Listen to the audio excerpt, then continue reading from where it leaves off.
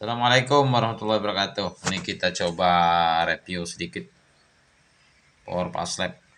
Ya, ini bukan power kaleng-kaleng ini. Boleh diuji kualitasnya.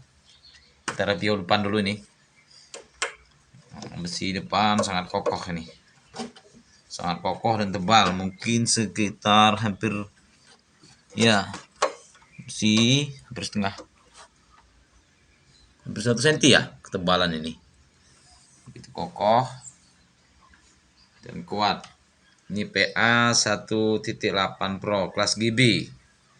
Artinya walaupun dalam kondisi listrik down, arus down, dia masih bisa bekerja dengan maksimal, kelebihan kelas GB. Nah, besok kita lanjut lagi review tentang daleman dan tesnya.